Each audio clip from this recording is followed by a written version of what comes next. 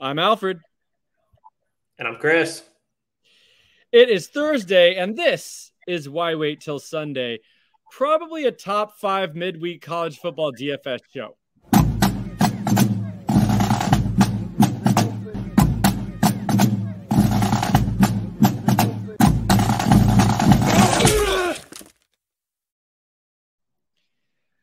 Well, you're cordially invited to join us on week 8 of the college football season. We are at least halfway through, I'd say, at this point. Pretty amazing. It's been a season. We've definitely been pretty consistently good, I would say, over the last 4 weeks at least. Chris, how are you feeling headed into week 8? Ever since I think college has week 0. So ever since the 3rd week of the season, I think that we've been knocking out some of our bargains. I think we've really hit ways to find value. Is it putting together an entire lineup to take down a GPP has eluded us? But I mean, I'm consistently cashing. I think you are as well. I think we have a lot of nice plays each week. So I feel good about where we're at, and any plus money is good. So absolutely. I like the process, and I think we're doing pretty well.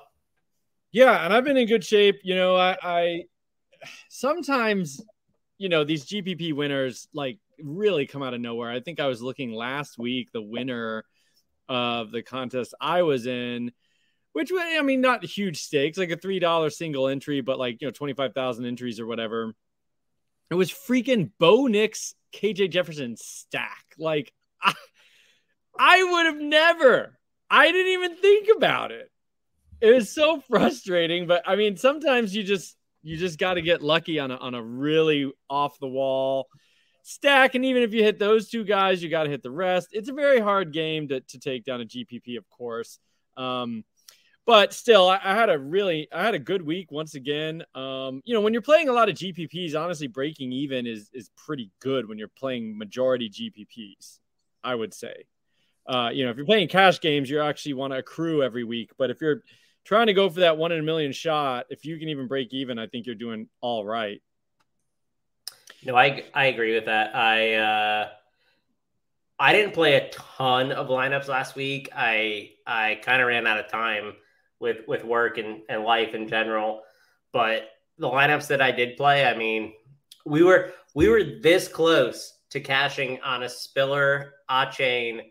Oh, we did cash that lineup, to be fair, but that was the week for the tournament, man.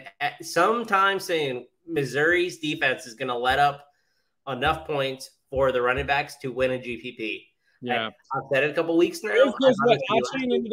A-Chain ended up with 2, I think, and Spiller had 1. Yep. They had over 250 yards, I think, combined, and 3 touchdowns or something like that. Yeah. They smash. I mean, it's automatic. If Missouri's on the slate, we're just going to be pounding the running back no matter what. So I had an interesting week. My son turned 4, my middle son. That was great. But due to kind of trying to get together a little party thing for him, I'm going to Vegas tomorrow, which should be excellent and very, very fun. But between all this stuff and, typical work and everything, I have to apologize. If you're watching on YouTube, you're just going to see our faces this week. I did not have time to put together some of the graphics, although we have done our due diligence and we're ready to talk about the slate. It just doesn't have any of the bells and whistles. If you're on a podcast, nothing really changes for you. So, we might as well just kick things off. It's kind of a weak slate in terms of firepower. So we're going to be scratching and clawing to try to find some touchdowns, I think. Oh, for sure. Kick things off. Chris, talk to us about Kansas State and Texas Tech. This game has a 60.5 point total, but is only a plus 1, -1 margin. So basically both teams projected for about 30 points. You like that, especially on this slate. So I'm actually, sneakily interested in this game. I guess I just told everything about it. We'll talk about the players later. So why don't you introduce us to Oklahoma and Kansas? That should be a blowout. Yeah. I'm with you on the Kansas State, Texas Tech game. I think that's our place we'll find a lot of value this week. Yeah, Oklahoma's favored by 38.5 here. I wish they honestly didn't include it on the slate because I'm not sure there's anyone on Kansas going to play. But basically everyone on Oklahoma's in play this week. They're actually priced down more than I thought they would be. So I'm excited about being able to play Sooners players. Right. And it is kind of one of those things, though, where these games get so out of hand. It's like there's going to be 7 touchdowns, but, is one guy going to score 3 of them? Hard to say. Cincinnati, I think, is going to Annapolis to play Navy. And Navy's been just not very good all season. Cincinnati has been very good all season. At this point, they're ranked second in the freaking country and are looking to impress everybody and get to the playoff as a first G5 team to ever do it, I believe, which would be pretty remarkable. I feel like this is kind of like the Oklahoma game. I mean, someone's going to score 3 touchdowns. Really hard to say who. Jerome Ford maybe, but Navy's not very good. Cincinnati's going to roll, take it easy in the second half. The whole shebang, I think, favored by 27, 39-point total. Navy, complete opposite, 11-point total. So you're not wanting anyone on Navy. Classic Big Ten slugfest, or at least used to be, but this year looking like kind of a blowout. Michigan at Northwestern, Chris.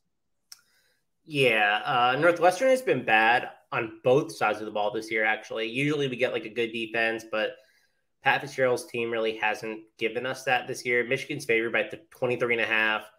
The total's only 51, and that's 7th on the slate, which kind of underscores how poor the slate looks. I think we'll have a couple plays in Michigan that are kind of interesting, but again, I think it's just another gross high spread where one team is basically out of play for the slate. Right. And correcting myself, it is at Michigan, so they should really take care of business. Next, we have Illinois at Penn State. I mean, I don't know what DraftKings' obsession is with the Big Ten, but, they really want us to try to figure out who's going to score, the 3 touchdowns in this game. Point total is 46. Penn State is favored by 24, so they've got a 35-point total. There's a little on Penn State I might like. Actually pretty decent in terms of passing offense, and Illinois is kind of crappy all over their defense. That they're just not very good, and they're horrible on offense against a good Penn State defense. So I don't think we want any Illini members. But Penn State could be something we're looking at especially with a 35-point total. They're going to score some points. But yep. like Michigan, I don't think it's as drastic as Michigan.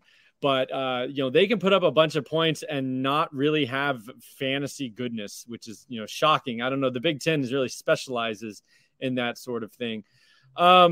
Wake Forest heading to Army, which is a weird game. A Power 5 team heading to Army. I actually looked back. Army hasn't hosted a Power 5 team in years. I mean, this is a really unique thing. And Wake Forest going to play Army. What do you think about this game? So I'm surprised I hadn't heard that. That's a pretty interesting stat, but it makes sense. I don't know what I think about this game. Army runs that triple option. Wake has been better than advertised this year. I mean, the total's 52.5, which is basically middle of the slate, but neither of these teams are in the top half in terms of implied team totals. So this is probably one of those ugly games that, I think Wake scores via Sam Hartman in the passing game, and then we see a little bit of Army try to eke it out in the run game. But this is just kind of going to be a gross game, I think, to be honest. This is not one that I have on my my list to watch this weekend. And, I really don't like playing anyone against a service academy at the service academy, whether it's Army or Navy or Air Force, because if you'll notice, opponent plays run is like second lowest in the entire country for Army and is 12th lowest in the entire country for Navy. Because they control the ball on offense so much running that triple option, you don't have a lot of plays to be run against. And so there's just not, these games are just not really fantasy friendly at all. So then we have another Big Ten matchup, Wisconsin and Purdue. Again, All the Big Ten is the same thing. Good defense, crappy offense, except for Ohio State. Other than that, it's all good defense, bad offense, not fantasy friendly. Wisconsin's offense is truly one of the worst in the entire country.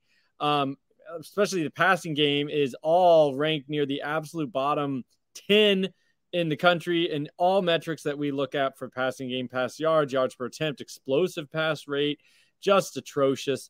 Their run game is kind of coming on, especially with Braylon Allen getting some more run. He's an interesting player, but Purdue is excellent against the run.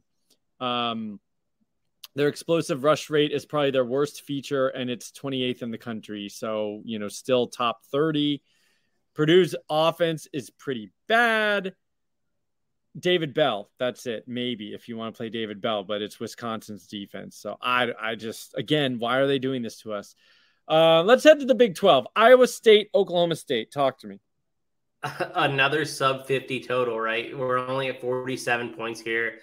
Iowa State is favored by 7. I think that's fair. This is going to be a defensive slugfest. Oklahoma State has impressed on defense.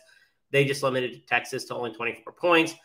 Iowa State has been really good this year. To be honest, they've lost some close games. I think they're probably better than their record indicates. So this is just going to be another defensive slugfest, which is not what you necessarily think when you think the Big 12 football, but I think this is a game that it's only 47. I mean, I would be surprised if it even hit 47. So not a ton of value to be had here from a DFS perspective, but it's going to be one of those hard-nosed football games.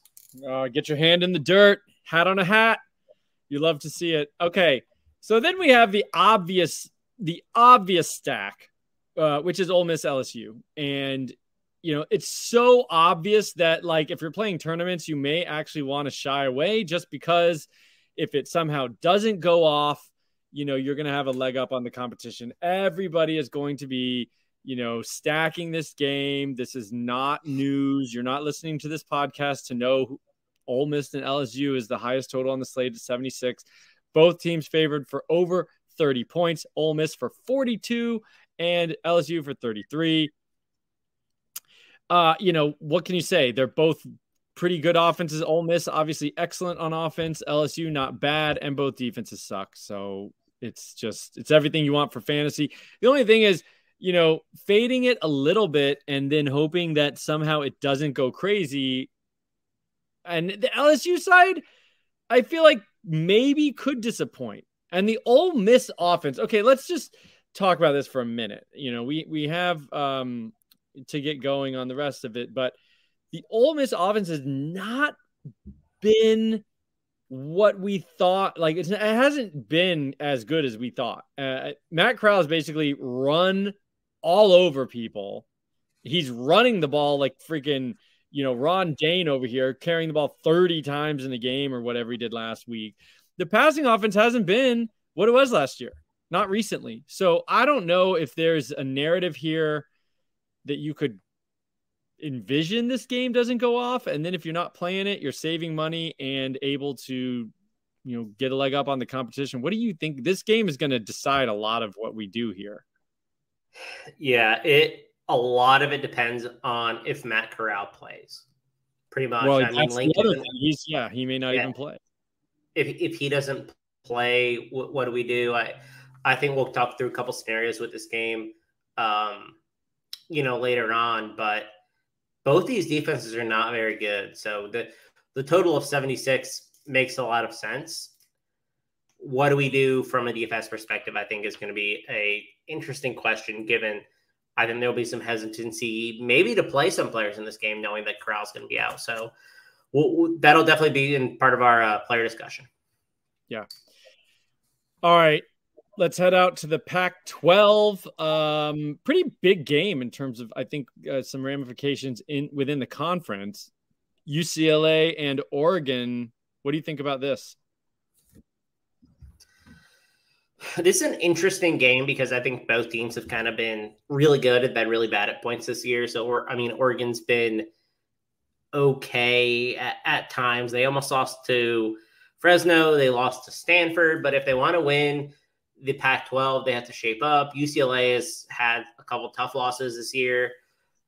I'm not honestly really sure what to think of this either team, to be totally honest.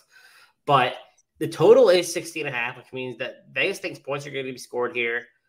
UCLA is favored, so there's a couple options in this game that I feel kind of interested in from a DFS perspective, but mostly I just think this could be a game that impacts Pac-12 and potentially CFB playoff standings, and that's kind of my main interest. But there's a player or two I think that we'll say something about here, but this is more of a football game perspective. All right, and then we head over back to the East Coast, Pitt and Clemson, which finds us looking at Clemson as a dog here on the road. 3-point dog to Pitt, which is not something that anybody foresaw heading into the year. College football has delivered us quite a surprise. But it's looking like a pretty low point total. We know both defenses are pretty good, and Pitt's offense has been excellent, but Clemson's defense still good. It's their offense that's just awful, like really awful, like bottom of the NCAA bad. I mean, it's not underperforming. It's bad no matter how you slice it. Not just bad for Clemson, but just bad. But yeah, I mean, you're looking at point totals here, 25 and 22. I mean, do you want to? There's a world where this is actually a shootout that you didn't expect, because Pitt's offense has been really good. Maybe they actually get over on Clemson a little bit, and the passing game requires Clemson to, keep being aggressive. If you're gonna beat Pittsburgh's defense, I think you do it through the air. Not on the ground. So there's a story here. I'm not going to do it, other than a one-off GPP just for giggles. I think there's a story here where Pittsburgh's offense is better than we want to give them credit for. And they actually challenged Clemson, and Clemson has to then challenge back. And it does go back and forth a little bit. I don't think that's crazy. It could, is it as crazy as Bo Nix and KJ Jefferson winning a GPP? Yes. Well, PGU's been that bad. I'm just saying. Yeah. Okay. But I mean, it could happen. It could happen. We don't know anything. Close this out with Minnesota and Maryland. Yeah, the Gophers are favored here. I mean, Maryland's just been beat down with injuries, right? They just lost Deshaun Jones after they lost Dante Demas. Their wide receiver core is basically down to Raheem Jarrett and a bunch of scrubs. Minnesota's bounced back from their loss, especially in the last couple of weeks. They had that really tough, really tough, embarrassing, program defeating loss against Bowling Green, right? Oh, yeah, it's just awful, right? But they bounced back, and they've actually been pretty good last couple games. Maryland has not. Ever since the Iowa game where Demas went down, Maryland's kind of sputtering. The total here is 55.5, which on a normal slate we would kind of be grossed out by, but it's fifth on this slate. So, and then there's a couple options here, but nothing too sexy. It's just a run of the mill, Big Ten game, to be honest. Yeah, I'm kind of interested in Maryland, although their run defense is pretty good this year, but their pass defense is bad. Minnesota pass offense is kind of bad, but decent yards per attempt. I just think they don't attempt a lot of passes. They want to run the ball. There's an interesting. We'll talk a little bit about this game. I'm not totally off it. All right. So moving on to actual players. Number one, the elephant in the room. What is going on with Matt Corral? We don't know. The Lane Kiffin's been hiding, keeping the cards close to the vest, said he was in a lot of pain, and we really don't know. I guess what are you doing with this? If he plays, are you in at 10-2? Because What if he plays but doesn't run 20 times? That pass offense has not quite been the same without Elijah Moore. Yeah, so I don't think he's going to play. Based on everything Kiffin has said this week, it sounds like Corral's pretty hurt. And I don't think this is a game where they need him, right? Like LSU beat Florida last week, but they're not that good. Like they probably can't challenge Ole Miss offensively to the point where they're worried about Corral. I don't think he'll play this week, but if he does, like you said, he's hurt and he's probably limited rushing, which takes away a lot of his upside. I'm not really about Corral this week, even though I don't think he's going to play. If he does, he's probably not a guy on my radar. Yeah. Okay, so then if he doesn't play, I thought the backup was Luke Altmaier, but it looks like the second most expensive QB is this Kincaid Dent, who I know nothing about. It's going to be Altmaier. Altmaier came in for him. I think it's going to be Altmaier. Altmaier is the Stoneman for quarterbacks, which is 4,500. He's a stone. So why is that other guy in there? I don't know. I think that's a case of DraftKings not understanding, to be honest. Wow. And so I think it's going to be Altmaier because Altmaier has been the 2. So and he's a true freshman? Yeah. Oh, yeah. Altmaier is a true freshman this year. And I think. I mean, you got to play him, right? I mean, if he's going to start. At 4,500, you have to. Yeah. I mean, he'll be like 60% in a tournament, I would imagine, and maybe more in cash if he's full-on starter. And there's not, some if it's just, yes, he is the starter and there's not some iffiness, I think we're good there. Yeah. No brainer. All right. That's a situation to pay attention to this weekend, depending on how Corral looks. If he plays, I'm not playing him. If he doesn't play, I'm probably going Altmaier. Yeah, I mean, you were all over Altmaier. Okay, that doesn't take a lot of sound analysis. That's just the way it is. If you hear that Altmaier's starting, you play Altmaier at 4,500. There's no question.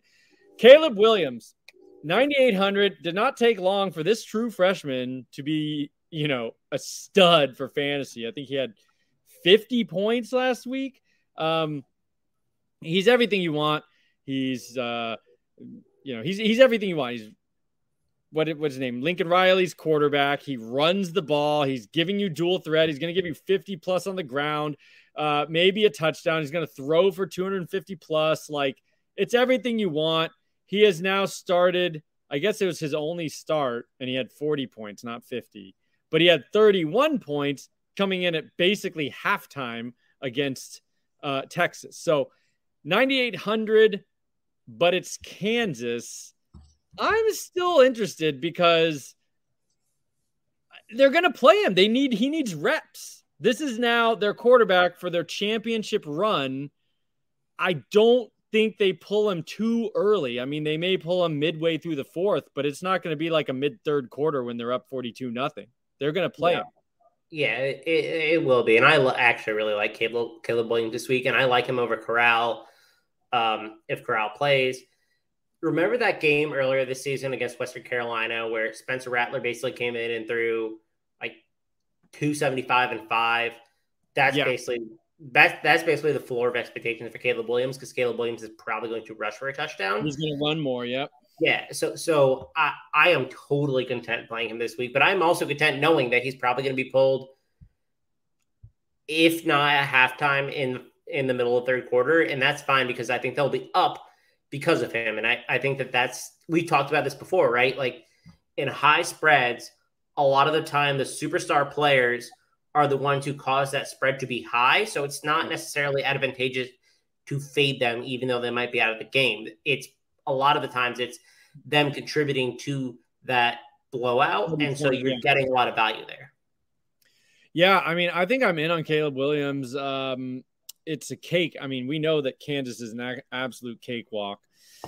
Spencer Rattler, we used to talk about him. Desmond Ridder, Cincy at Navy. I know you're generally out on Ridder. I think I am too. Like, he just hasn't been a fantasy stud this year. He's still not cheap, 8,900. And he hasn't given us, I mean, his max looks like about 27 points. He's just not going nuts. He doesn't need to. With their defense, their run game, I mean, he does not need to go nuts. Yeah, they're feeding Jerome Ford. I really have no interest in Ritter this week. I haven't really liked him all year because I think he's been overpriced. And I think that's the same case this week. I think Ford is the one you want to play really on this team if you're playing Cincinnati, which I think you should.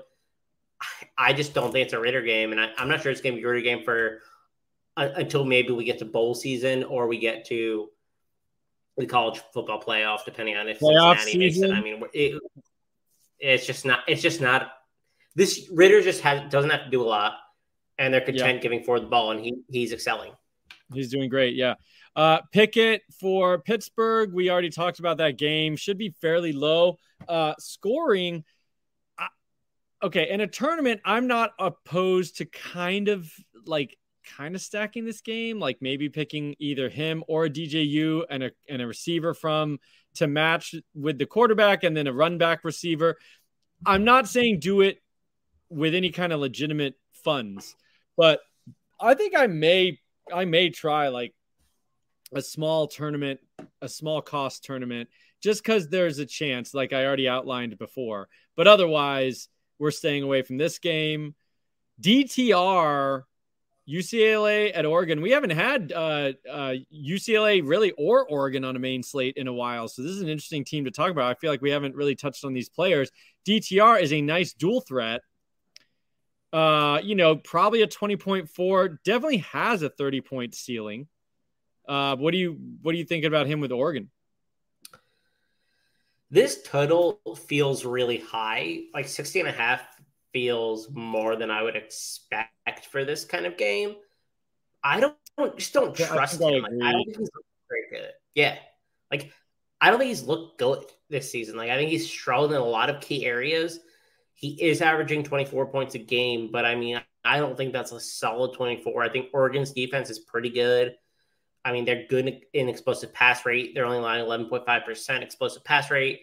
Their rush rate is good, and that's kind of his bread and butter. And I'm not sure if he's 100% healthy. I think he is probably getting on the way there, but he's been hurt and he's been beat up. So DTR is not a guy that I'm targeting this week. I just don't trust him in this match. I don't trust him, period, but I definitely don't trust him in this matchup. Okay. Sounds good. I mean, I think I agree with you. I agree that total feels high. I haven't really done a deep dive into that game just yet from a betting angle, but it does feel a little bit high. And UCLA wants to run the ball. I mean, explosive pass rate probably doesn't really matter that much in this matchup. Okay, and then we got Anthony Brown. We hate Anthony. I mean, he's probably a really nice guy. We do not like him at all. Hartman, Wake Forest. I mean, we're getting down here. I'm not interested. We got to talk about, if we had done graphics, he would absolutely be a bargain bin guy that we like. I think he's just straight up mispriced. Skylar Thompson for Kansas State comes in at $6K against a pretty blah Texas Tech defense. And I think even against a medium defense, he's going to give you 20-ish points. I mean, they should not have priced him at $6K. He's like a lock for 3X, which you cannot say about every quarterback. I'd say he's a lock for 3X with easily 4, 5X potential. You don't get that very often. Yeah, I am all in on Skylar Thompson this week. I think when we were texting about the slate and we were talking about who we liked and who we didn't like, that was the first name that we brought up as someone that we had to target because he was just so goddamn cheap. And the other side of this game is also interesting as well. Henry Colombi. So he actually got really unlucky last week. So Texas Tech scored 4 rushing touchdowns, but Colombi was really solid in that game. And he was really solid when he came in replacement Tyler Shuck. He's 6,300, and I actually think this is an interesting stat game because I project this game to be higher than the 16.5 the point total, which is still third on the slate regardless. I'm interested in both quarterbacks under 6,300. I'm especially interested in Thompson. I think Thompson is a better play, But I also do really like Columbia because I think Columbia's mispriced based on bad luck last week more than his play, because his play was pretty good. And so I like both guys actually like quite a bit. I think you could play either with a guy like Caleb Williams, who I think we both like. Yeah, absolutely. And you're going to need a little savings if you go all the way up to Caleb Williams. But yeah, both those quarterbacks in that game feel like a pretty easy easy play. The only thing is Kansas State's defense is I think generally better. I mean, I guess they're not very good against the pass. They're pretty good against the run.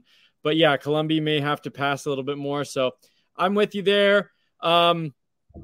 Anybody else? I mean, obviously we already talked about if Altmaier plays, but I think that's about it. Yeah. Altmaier's one. I think Max Johnson is a guy that I kind of have some interest in. True. Like he's 7,200, but that the the Ole Miss defense is really bad. So I like him. I think there's some stack potential in that game.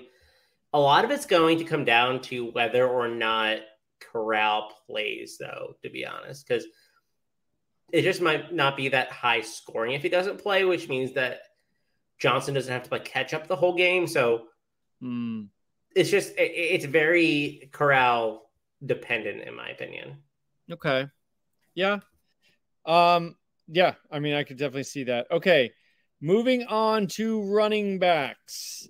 We've got Breece Hall at the top, 9,400. We've already said we don't love the game flow of this thing.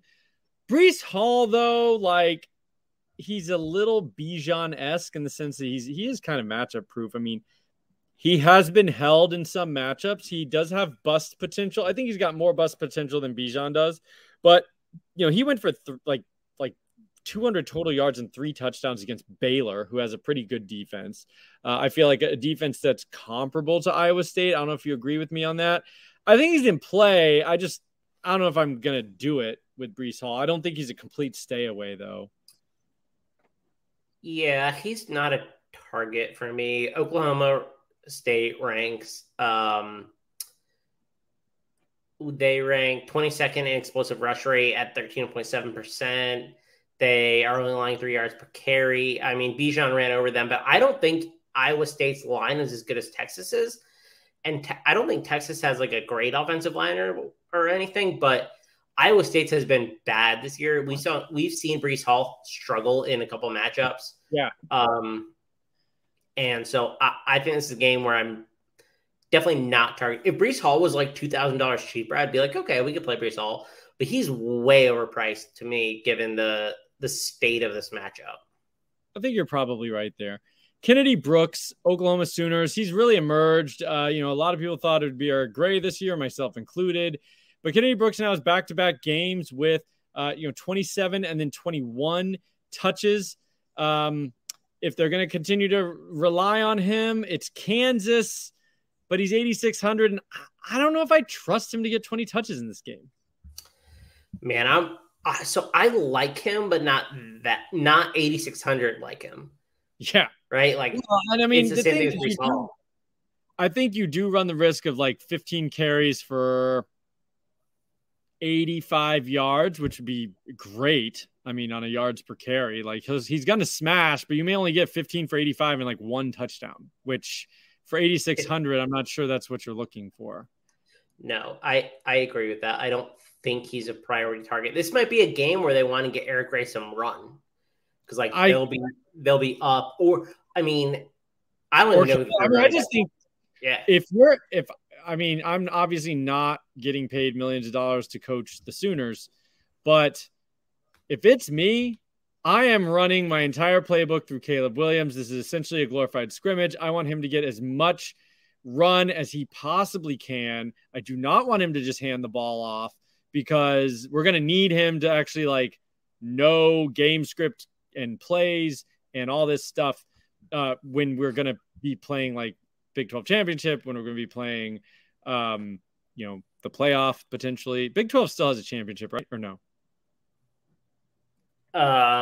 Who knows? I mean, their conference is broken anyway. Yeah. Okay. I think we've already touched on Cincy's running game. I think we like Jerome Ford. He's been smashing of late, back-to-back games, 32 and then 49 points against UCF. I feel like he probably, there's really no reason to think he won't, and you get a tremendous discount. I mean, I think Jerome Ford and Kennedy Brooks, you're getting $300 off, and I think the potential touch load production is probably similar. Yep. I honestly don't have much to add. I think that he's a very solid option this week. Navy's rush defense is okay, but Ford has been so solid, and they're projected for a high team total that he'll get a lot of work. Yeah. Jaylen Warren, he continued his streak of 30 touches per game over the last 3 weeks, which is absolutely insane. At 8K, I mean, it's hard to fade that volume, and you're not even really paying a premium, although it is a tough matchup against Iowa State. I still think Oklahoma State, this is all they can really do on offense. They're going to give it to Warren. They're going to throw it to Warren. I don't hate it, but I like some other plays better, I think. Yeah, I'm not crazy about this. Iowa State's really like a top 10, top 15 rush defense. Yep. I think it kind of stops there with Warren's productivity, but I don't think you have to fade him. I'm not crazy about starting him and like plugging him in at 8K. I think that's a little pricey, to be honest. All right. Let's see. Deuce Vaughn. I mean, I like him like I like Skylar Thompson, although you're not getting a tremendous discount on Vaughn at 7,700. But he's like their guy. I mean, he's going to get 15 carries. He's going to get 3 to 5 receptions. That's how it's going to go for Deuce Vaughn. And he's a great player. He's a very fun player. The touchdown equity would be my concern in terms of ceiling. Well, I love Deuce this week. This is the week that the Deuce is loose, I'm telling you. So he's averaging 26 weighted opportunities, which I talk about each week in terms of I weight targets heavier than I do rush attempts. And he's averaging 18 rush attempts. He's averaging 5.5 targets. He's really the engine that keeps that offense going. And I think that this is going to be a high-scoring game. And if that's true, I think he's going to have a big target share outside of the backfield. He already has a 23.1% target share on the season per game. So it's not like he's not involved. I think he's actually discounted more than he should be in this matchup. And Deuce Vaughn might be my favorite running back play in this range. And probably within like a couple $1,000s too. I really, really like Deuce Vaughn this week. I think this is a great opportunity for him. And I think it's a great matchup for him. Even if he doesn't score like 2 touchdowns, I think he's probably going to get 1. And he's already averaging 25 points anyway in DraftKings. I think that'll play at his price point of 7.7 regardless. Yeah, those are all really good points. Here's an interesting thing too for like being different in a tournament, stacking the running back with Skylar Thompson and hoping obviously that you get a double dip, Deuce Vaughn receiving touchdown from Thompson. I think that's in play as well. Yeah, I think that's an interesting way to play it. And I actually really like that. I think Penn State's undervalued. You'll be pretty different. Yeah, agree with you. You mentioned Michigan. I feel like we got to touch on Blake Quorum. He's been very good this year, but Michigan I don't know if I can do it, man. Are you going to play Blake Quorum? Like, he doesn't have the opportunities that Deuce Vaughn does. He's a similar player. I think his like average scoring is still relying on the first 2 or the game 2 and game 3 where he had 3 touchdowns each. Since then, he's scored 1 total touchdown over the next 3 weeks. He's not their short yardage touchdown guy. You're going to have to get a long one. I don't love it. I will not play Blake Quorum. Okay. But I will play a little bit of a Hassan Haskins. I mean, yeah, Northwestern is uncharacteristically terrible on defense, but I think Hassan Haskins is interesting, right? Like, I will not play Quorum because he's $600 more than Haskins, but Haskins is leading in terms of rushing share, and he's not getting the same target share. I mean, Quorum's getting a couple more targets per game. But this is a team that's ranked like bottom 15 in rushing. So I'm cool to play Haskins at 6,500. I actually think he's a fairly interesting value.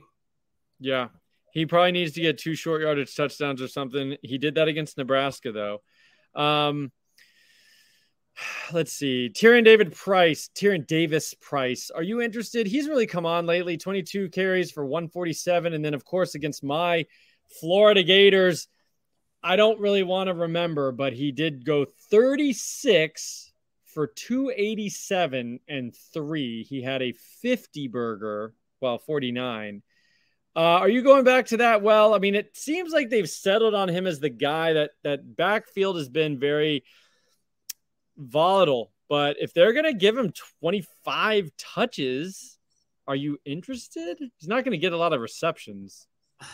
I just don't know if I trust him yet, to be honest. Like, I don't think he's a good play. Like, I don't think he's very good. I don't think he is either. I mean, 6,600 makes him interesting because Ole Miss does not have a good rush defense. They probably rank bottom 25 in terms of like most key rushing statistics. So it's not like he's out of play. It's just I don't know that they can rely on him to keep up because last game LSU kind of controlled it for a lot of it, right? And so they were able to rely on him. I'm not sure that that's going to be the case here. I'm not sure they're going to be able to accumulate a lead running the ball like they did last week. I think probably be in catch-up mode, and I'm not sure they're going to be able to rely on Tyrion Davis Price to do that. I think this is a lot more of a Max Johnson scores like 4 touchdown game than Tyrion Davis Price scores 4 touchdown game. Yep, that sounds about right.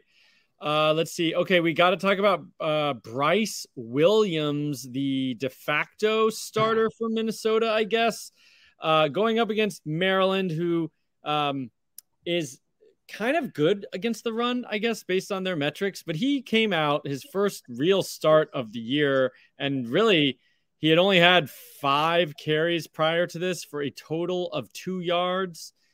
But then he went 17, 127, and 1, including a game icer, pretty much long touchdown to get that touchdown in the second half. Will you play some Bryce Williams at only 5,400? I mean, if we're going to get 15 to 18 carries, I wish I had a stronger I don't want opinion. to. Yeah, right? No. I don't have a super strong opinion on him. But 50 or 100 makes me a little bit more interested maybe than I did. Maryland's pretty good against the run, right? Like they're only allowing explosive rush rate of 17.9%. They're only allowing 3.5 yards per carry. I think that, and this is more of a split than I really want it to be. And he was the lead back last week, don't get me wrong, but a lot of other players were involved, including Guy Thomas and some other running back that I don't even know, because I didn't even know Bryce Williams' name until Sunday. I didn't either. And so it's just a kind of weird situation. I do think he's probably the lead back, and they are favored by 5. I'm just not sure I trust that situation yet. And maybe everybody else doesn't either, and you get a little bit of a value play here at he's 5,400, and you're not going to get high rostership. But he's not a priority target for me from a production standpoint, but he might be a game theory target where a lot of others are fading him, and maybe we need to be on him. And that's kind of the process that I will probably think through the rest of the week. Yeah. Okay. Henry Parish continues to be a guy I like. I mean, I liked him better when he was like down in the 4s. He's gotten up to 5,300, but he's seeing, you can count on double-digit carries. You can count on, 3 to 5 receptions, I think, which is a nice usage for 5,300. When you talk about weighted opportunities, probably similar to Bryce Williams, who we just liked for 5,400, but Parish doesn't get as many carries. He's going to get more receptions. We like that. Then we go down.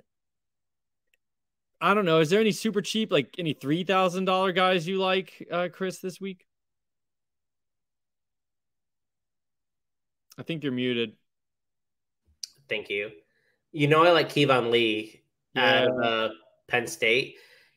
So he actually led the team in rushing attempts when they played Iowa. And it's a shame that they lost to Iowa, right? Sean Clifford went out and they just couldn't get anything going afterwards. But he had more touches than Kane in that game. I think he may have surpassed him as the lead back. Illinois ranks 104th in terms of rush in defensive success rate against the run, and 116th versus the pass. But I don't think Taquan Roberson is any good, right? So I think they're going to rely on their rushing game. The ball. They are going to have to pound the ball.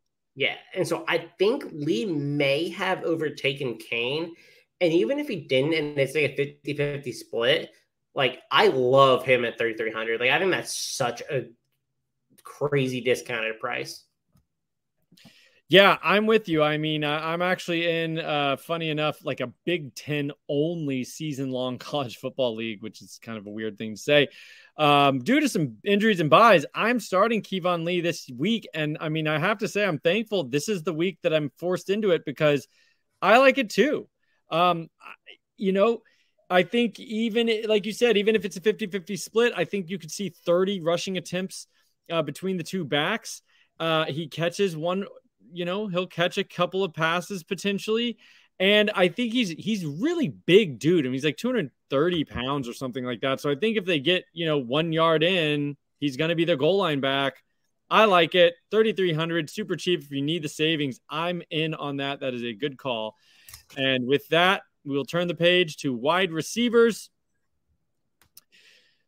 We talked a little bit about, Ole Miss is such a murky situation, but right now Drummond is out for me at 7,800. And to be totally honest with you, like he's not, receptions in the last 3 games, 2, 2, 4, 5 in the last 4 games. We thought he was going to be like Eli Moore light, but he really hasn't been. And they've been spreading the ball around. And then like we've talked about, Corral's just been running a lot. So I don't think he's justified for the most expensive receiver on the slate. He's not. He's overpriced this week. He is running the most routes and he is the wide receiver 1. I'm not crazy about his price point because I think there's we're assuming Corral plays, right? And even if he doesn't, I think we still kind of like Altmaier to kind of beat some of the wide receivers. So let's assume, right? He's not my favorite play, especially if Corral's not playing. I think there are better options on this team at different price points. Yeah, especially if Corral's not playing, you can't play Drummond. David Bell is a total stud. Let's just reminisce a little bit about what he did against a formerly excellent defense, Iowa. He laid waste to them, 11 receptions, 240 yards, and a touchdown. Absolutely ridiculous. Is he going to do it again versus another very good defense? I don't think I want to bet on it, but I wouldn't hate you if you did. Yeah, I faded Bell last week a lot. Well, I think everybody did. I can't imagine anybody play. He might have been 3% rostered. I can't imagine it was much. Yeah, it was a mistake because I kind of underrated how bad the injuries were to the Iowa secondary.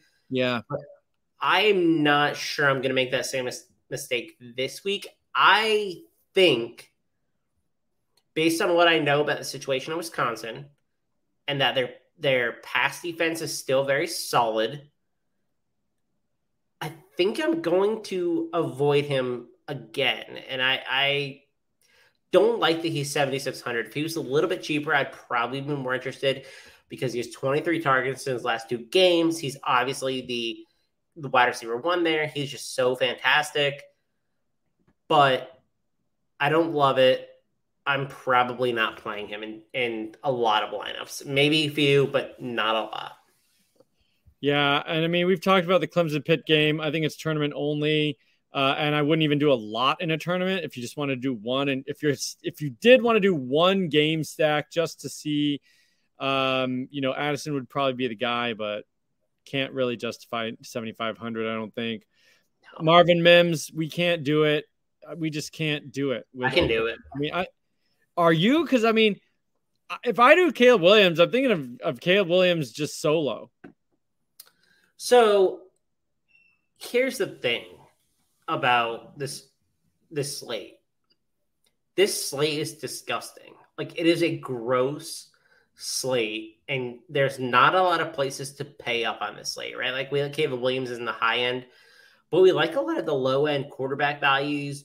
We like a couple high end running backs, but we like Kevon Lee as salary saver. There's a lot of salary saving wide receivers, so I'm okay taking the shot on Marvin Mims this week because I think that he and Caleb Williams have been okay together, right? Like Caleb Williams kind of gets that he's the one, and when we saw him come in against Texas, he targeted him pretty heavily. He went nuts, yeah. So I'm not fading him. I'm not necessarily targeting him heavily, but I'm definitely not fading him, and I think you can absolutely play him because I think you're going to have the space to in your lineups this week. So that's my thought on him. It's hard. I mean, Caleb definitely featured him against Texas. He spread the ball around a little bit more and threw to like 3 touchdown passes to Hazelwood last week. Yeah, I mean, I think the narrative is Mims is the best player on this team. Or I think, well, Caleb Williams might be, but I think he's the best receiver on the team. And so in a game against Kansas, I could do it. I was thinking of kind of a solo Caleb Williams as well, but I think that makes some sense too. I don't want Dotson. Do you want Dotson? Not if Sean Clifford doesn't play, which I don't think it sounds. Oh, that's right. Yeah, you can't. That other guy has no throwing. Yeah. Acumen. Okay, I like Altman Bell from Minnesota. Your handy dandy sheet. Thank you again for doing this for us every week. Points out though that Altman Bell is getting 32% of Minnesota's targets.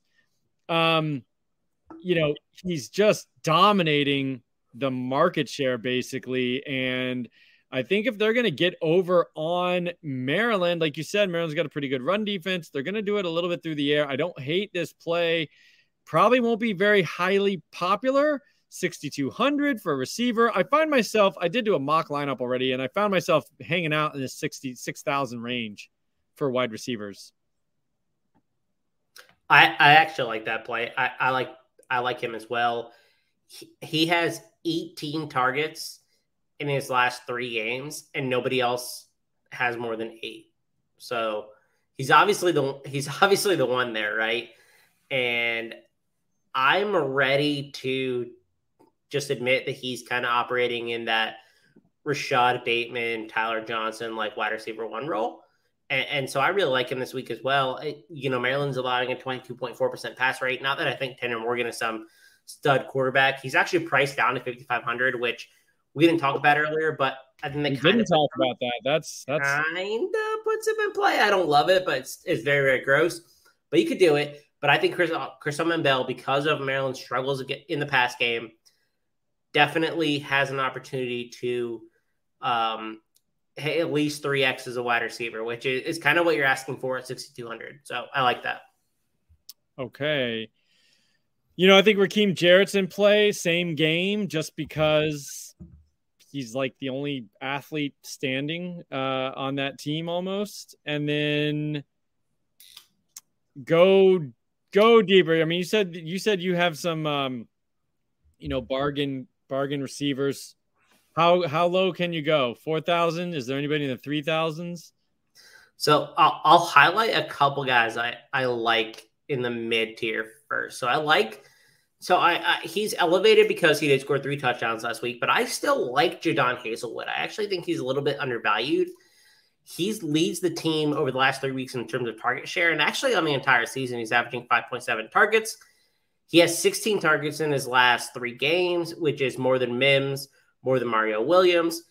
5,400 is an interesting price point for him, and I know it's probably elevated due to his touchdowns. I'm not sure I particularly care. I think it's pretty interesting considering how much they'll score against Kansas. The other one is Kaelin Geiger. I think that game is going to be fairly high scoring. I think, he as a comma missed a game, but in the last 3 weeks, Geiger has 19 targets. He leads the team in routes run. He has 14.6 points per game. I like that. Assuming that that game is going over, I think he's a pretty good value. And then I also like Jack Beck, 5,200 for LSU. He's kind of become the alpha there weirdly with Keishawn Butte going down. 22 targets in his last 3 games. He's definitely outpacing pretty much anyone else there. That's kind of my mid-range. Do you have anyone else you like in that mid-range before we go down to like some real salary savers? I think that's about it. Yeah, I think I'm good. Not necessarily mentioning anybody else in that area. All right, so I'll go. So I actually think this is the week to save on wide receiver, and so a little bit deeper. Phillip Brooks for Kansas State, right? So he's averaging. I mean, everyone listening to the show, find someone who loves you as much as Chris loves secondary receiving options for. Well, actually, you know what? It's TCU that you really love. They're both purple. I love secondary receiving options on any team that are undervalued in DFS. Sorry, I blew that. I meant Texas TCU is what you really like. To be fair, I don't really know what Phillip Brooks' role is outside of that. He leads the team in targets in the last 3 games, and it leads the team in terms of targets per game at 5. He's only 4,400. He's actually cheaper than Malik Knowles, which is surprising to me because he is running a little bit more routes and he's operating as the 1. So I like Phillip Brooks, even though he's playing the slot a lot. And again, if we're assuming the game's to be high scoring, then we like him there. I also like Greg Dolce. He's only 4,400 this week. He's been a little bit disappointing this year in the last few games, but he is still leading that team in targets over the last 3 weeks at 17. He's running the most routes of anyone as a tight end, which is awesome. I think Oregon is a fairly interesting matchup for them. They're not super great against their pass. They're good, but I think Dulcich is an area that they can exploit because they don't really have anybody that's super scary in the intermediate part of the field. And the final one I like, and he was a guy we really liked the last week, and he actually had 70-plus yard touchdown callback. You're gonna take my guy. Who? Is that Brian Thomas? Oh, no. I got another guy for everybody. You tell me about Brian Thomas, yeah. So Brian Thomas is second on the team in targets, and this is assuming that he's playing, right? He had to leave at halftime last week. He's got a cue. We're this is assuming that we're going to get him back this week. He's only 4K. He had a 70-yard touchdown callback, which was a huge killer to a lot of lineups that I had. He's definitely the second guy there currently. So if we can get Brian Thomas healthy this week and into lineups, I love him at 4K because I think that game is going to be really high scoring. It's already 76. Does it get to 76? I don't know, but it's already first on the slate and by a wide margin. So Brian Thomas, I think, is my favorite target for LSU in that game, especially if we're going to pair him with Mac Johnson. Yeah, I like Thomas. I mean, Neighbors, we played him some last week. I don't think you can go wrong because you really don't know who's going to pop out of this, this stew of wide receiver 2s and 3s for LSU. But I don't mind Neighbors at 3,700. And then my guy, I'm going to go back to the well here, I want to get his name right before I sound like a total idiot. But it's I think he's 3,300 again. He's Ja'Cour Pearson for Ole Miss. I targeted him last week. He went 2 for 20. I think he went 2 for 20. And the week before he was 2 for 12 and had 2 rushing attempts. He's actually had 4 rushing attempts in the past 5 games. So he's getting a little extra bump there. But here's the thing. He is a bona fide, under the radar breakout candidate. He is seeing 81 routes run in the last 3 weeks. That's second to Dontario Drummond, more than Braylon Sanders, 3 times as much almost as Chase Rogers, their tight end, all of whom are more expensive by a good margin than Pearson. I mean, 8 targets. He's so inexpensive in a game that could go crazy, and you just need that one. You need 1 for 60 and a touchdown, and then maybe sprinkle in a couple more touches, and that is going to be a huge payday for you. I will keep rolling him out at 3,200. I like that as well. I think you basically hit the nail on the head with him. I think he's due, basically. He has to be due, yes. I mean, he's seeing a good amount of usage. The usage is exactly what we want. And no, I mean, he's going to be, again, like 2-3% like he was last week. All right, that's like scraping the bottom of the barrel. I mean, 3,200, you can't get much cheaper than that. Do you have anybody else in that 3 range?